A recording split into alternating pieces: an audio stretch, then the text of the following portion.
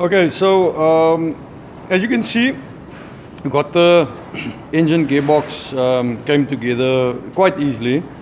The most important part is to get that prep work done, and don't try and rush it. Don't think it's gonna fit in one go.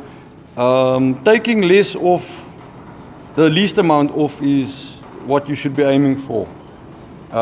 So take your time, get it on, off a few times, that transfer case, until you're happy with the clearance.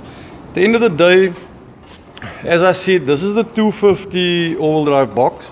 So as you can see from this view, it's easier to see now. So as I said earlier on, once you got this bracket bolted to the transfer case and you start doing your trimming, the closer that bracket gets to its home position there, the closer it gets, the less you're going to need to remove.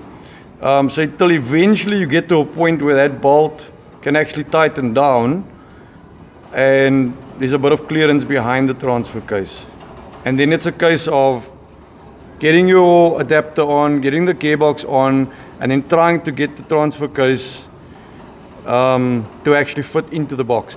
What you could also do is you could also try and actually leave the transfer case in position with the bracket on, but don't tighten it up. And then get your main adapter on, and then actually drop the gearbox onto the bell housing adapter while the transfer case is in position. And slowly try to fiddle and get it to locate. It's a little bit tricky doing it that way, but it might be easier for some. While you're doing that, just don't force. Don't use bolts and try and pull it together. It's gotta fall together on its own weight.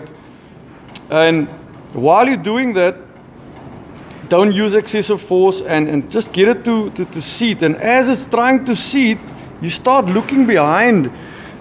Start watching behind the transfer case, between the transfer case and the block, and just make sure that you start seeing all the clearance behind there. I'm hoping that you can see enough on this video, but as you can see, I've got all the clearance that's needed there, and I haven't removed any structural strength at all. So when you're going too far and you're hitting into parts that you're not supposed to, then you obviously haven't listened to instructions.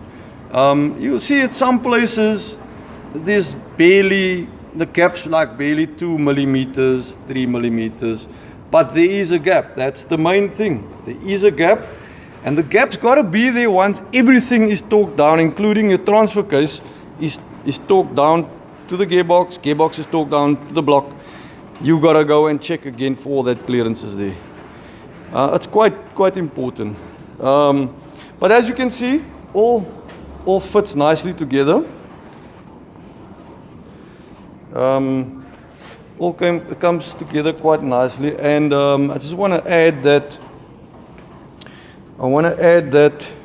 If you look at from this view here, you'll see the sump is almost perpendicular to the prop shaft flange, which means this engine will sit pretty much level in any engine bay, whilst having a prop shaft pointing directly vertical to the engine. So there won't be any need for tilting this engine, as in some DSG swaps we do need to do that. So you're quite lucky in that regard.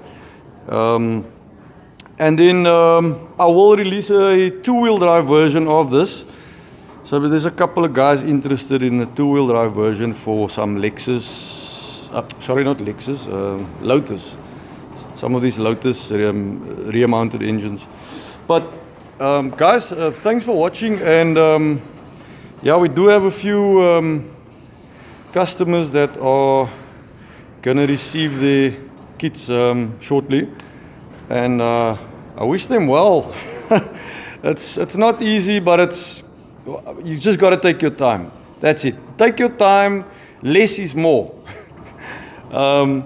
You've got to just take your time, and you will get it right. But just one thing to add here, on the 250 box, that flange does get pretty close to the block there, but you actually don't need to trim anything, because it doesn't actually impact.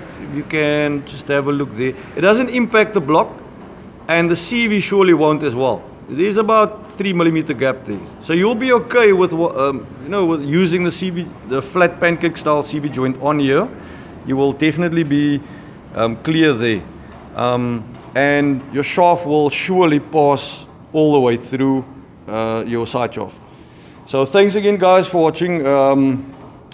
Yeah, oh, one more thing. I did release a video a couple of weeks or months ago where I'm showing this assembly with a 500 box assembled onto it. So in case you need to see this with a 500 box on, just look back on a couple of videos, couple of weeks or months ago. There is a video where I'm showing that engine with a 500 box and its bracket in place. You can check that out. Thanks again, guys.